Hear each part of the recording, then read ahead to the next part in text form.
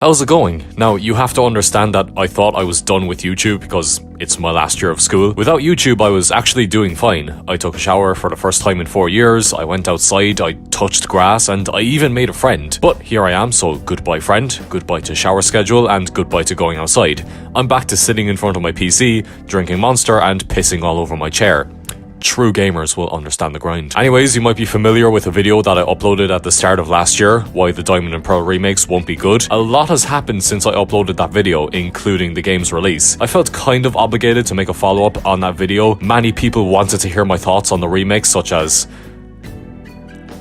I don't think I have to do a super detailed timeline of what happened after I uploaded that video. Basically, a month later, Pokemon dropped their direct and showed off what they were working on. Game Freak were not working on a mainline entry, they were working on Pokemon Breath of the Wild. Meanwhile, the Diamond and Pearl remakes were unsurprisingly announced, and they were being worked on by ILCA.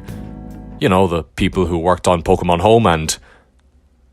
yeah, safe to say they lost me with this trailer. For some reason, they went out of their way to make this look like the worst game of all time. Poor shading, horrible animations, and a washed color palette. I was like, okay, this game is gonna be bad, I'll just forget about it and stick to the DS games.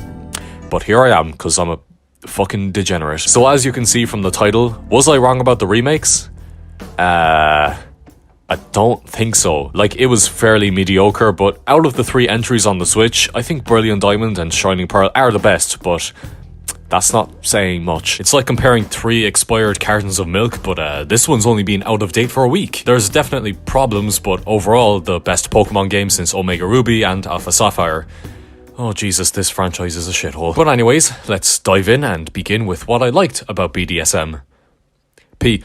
First thing I will give props to is the art direction. Now, when I said the game looked bad, people thought it was because of the art style. Well, no, because first of all, if I hated the art here, then I guess I hate the art in all of these games as well. And second of all, there's a difference between the graphics and the art direction.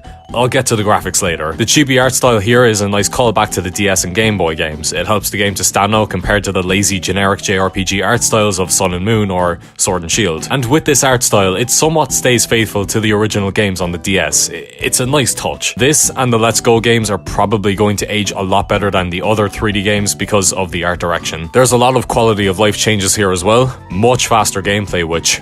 thank God, because when I use close combat on a Blissey in the originals, I'm able to start 4 families and witness 12 centuries by the time that fucker dies. I'm convinced my playtime was halved just because of the faster gameplay. No more HM slaves. I was wondering how they were going to implement them because of how dependent you are on HMs in these games, and yeah, I'm content with how they're used here. The explorability of Sinnoh wasn't ruined, and that's all I could ask for after playing through some super linear regions. Also, defog is actually necessary and not a HM you can simply ignore. That's neat. The underground has had a huge overhaul. Now there's different areas filled with wild Pokemon, and they've improved upon the mining gameplay. This basically functions as the wild area, and I think it's a welcome addition. It saves you from waiting years to catch a Munchlax. And at the end of the day, this is still Diamond and Pearl essentially. I have so much love for these games that I was always going to get some enjoyment out of the remakes. I've played the DS games so many times, and this still kind of felt like a new experience. You know what? Yeah, this is a perfect remake with no flaws. 10 out of 10. Thanks for watching. Wait. I just have one tiny complaint. Like, it's really, really small. Like, it barely affects the game. Let me begin. The graphics could definitely do with some work, especially the character animations in the overworld. They look so unfinished and unnatural. Barry's run looks like an animation error, but it happens over and over, so the developers intentionally had him running like his feet forgot how to function. All of the walking and running in cutscenes looks extremely rushed and awkward looking. The lighting just does not work. Like, when I'm under a building, my character isn't counted in the shade, but when I'm under a cloud, my character is in the shade. Is that like a glitch or something? There's no way everyone who worked on this game just ignored that. That's such a basic thing to implement, and it's not here. Right then. The trees look weird. Just wanted to point that out. The color palette looks kind of bland. Like, in comparison with the DS games, the colors don't really pop. They look a bit mudded here. And overall, the game is graphically inconsistent. There are some parts where the game looks really nice, and then there's other parts where... €60, everyone. I just wish the effort here was seen throughout the entire game. But look guys, the water graphics are good. No battle frontier, just a shitty battle tower. Oh, and they will definitely remove the battle frontier and replace it with some shitty maze-on. When Game Freak look at ways to fuck up their games, making a shitty battle tower is a must. This put me on suicide watch. Now in BDSP, they only have the Pokemon from generations 1 to 4. Wait, does that mean they finally updated the Pokemon models? This is Pokemon. We don't do that here. I don't see why they stopped porting 3DS models at Gen 4. They still have fairy types, they still have all the new moves. Diamond and Pearl could have really benefited from a wider variety of wild Pokemon here. In Brilliant Diamonds, the only fire types you can find in tall grass are Houndour and Ponyta. 2 fire types. Not even good ones. If you didn't pick Infernape, you're fucked. Would adding Litwick or Fletchling to the wild area really ruin the game? Neither of these fire types are Gen 4 Pokemon, so what's wrong with adding these ones? It's a simple solution that they avoided for some reason. Yeah, I really needed to see Bidoof and Geodude in every route again. Thank you so much for being so faithful to the originals. In fact, the faithfulness actually hinders the game in some ways. Team Galactic, for example, their story was so shallow in Diamond and Pearl, but in Platinum they developed upon that story. We learned more about Cyrus and his beliefs. Do you know what they did for the remakes? They went back to the story from Diamond and Pearl. Why? Why? Why are you stripping the story in a remake? The remake is meant to be the definitive way to play the game, yet this game has less story than a DS game from 2009. I get ILCA didn't want to change around too much to keep the fans happy, but who the fuck would have complained if they used Platinum story? They have no new post-game content for you either. Heart Gold and Soul Silver had the Celebi event. Omega Ruby and Alpha Sapphire had the Delta episode. Brilliant Diamond and Shining Pearl, well, you can catch the Reggies and Mewtwo. Yeah, some things got simplified for no reason. Was it really that hard to understand the super contests or the underground bases? While we're on this topic, the super contests feel soulless. They're over in like 2 minutes and they're total cakewalks. It's pretty sad. How's it going? This is Editing Kipster. I have no script and dog shit audio quality. I'm very sorry. Anyways, while I was doing some investigating, the launch looked bad. Like really bad. Yeah, I could go on and on about the glitches or no opening sequence, but just listen to this music.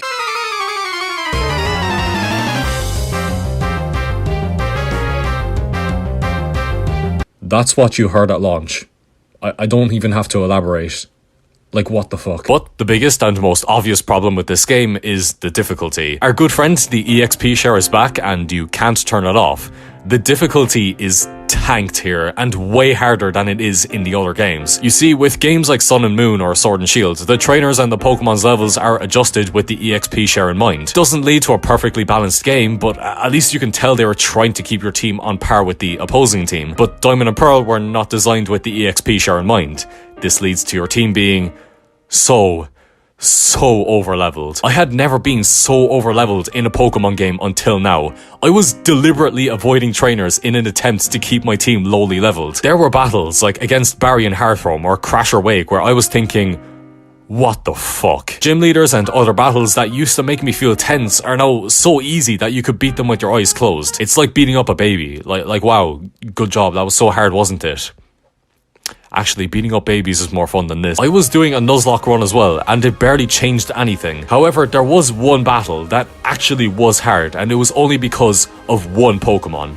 I'm of course talking about youngster Tristan and his level 5 Starly. Alright, seriously though, even with the EXP share, Cynthia and her fucking Garchomp are the biggest pains in the ass. It takes a certain level of bullshit to still be overpowered in a super easy game. The thing is, I had no strategy to take out her Garchomp, so I just threw everything at it until it died. That is the one time where the game actually made me use all of my 4 brain cells to win a battle, but that still doesn't excuse how ridiculously easy the rest of the game was. Was it too hard to adjust every team's levels so the game would stay challenging? I mean, thanks for not nerfing trainers like Game Freak did in Omega Ruby and Alpha Sapphire, but the EXP share still makes them a complete joke here. I guess the last complaint I have is the game lacks ambition. BDSP just feels like a port with 3D graphics. Nothing here screams amazing. It's kind of just the bare minimum, the pinnacle of mediocrity. You can't help but look at the Pokemon Company's net worth of nearly $100 billion and think, this is the best they can do with that money. Capcom's net worth is a little under $5 billion, which is nearly 20 times less than Pokemon's net worth. Yet, when they remake a game, it goes from this to this, this to this. While Pokemon... Hey, look guys, the game's 3D now. It seems ever since they made the jump to 3D, Pokemon has just been coasting by. They don't really bother with evolving, ironically. We're seeing other Nintendo franchises, like Mario, Zelda, and Smash Bros. Release these huge, ambitious, polished, and passionate projects, while Pokemon's greatest change since 2013 has been the jump to 1080p. And they know they don't have to try with these games. As long as Pokemon has their army of complete fucking retards, they're not gonna bother with making a game with aspiration. Of course, there's still hope with Legends Arceus, but you have to remember Game Freak. Now you might be thinking, well, you play this game, so doesn't that mean you bought it? Aren't you helping Pokemon stay rich and lazy? Well, my friend, I actually I used my friend's account to play this game, so at least I can say I didn't fork over 60 euros to play this game.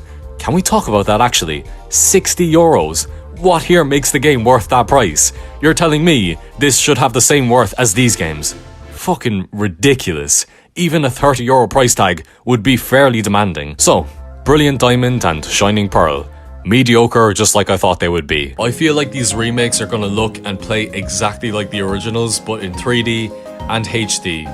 Whoop whoop. A few quality of life changes and nostalgia does not make this a good game, unfortunately. Listen, ILCA, they're probably a group of very nice people, but if this is the best they can do, I have no faith in their future Pokemon games. What we got was some half-assed remake with nothing new unless you were doing backflips because Togekiss is now a fairy type. I am biased because of nostalgia, so this wasn't the worst thing I had ever played, but I know if I had never played Diamond and Pearl before this, I would have given up playing after half an hour. If I was to score this, from a personal point of view, I would give it a 5, but from a more objective point of view, this gets a 3. I only played this out of sheer nostalgia, and I wonder if I'll even bother with future Pokemon entries. Maybe if I get a lot of views on this video. Thanks for watching. Here's the part where I would say subscribe, but unless this video pops off, I'm out for now. So maybe don't subscribe. That's a bit weird to say, but I would appreciate it if you left a like and commented, "Wow, Kipster, you fucking suck." And then I read that comment and go, "Wow, go fuck yourself." Anyways, I'll talk to ye, maybe, and subscribe if you want.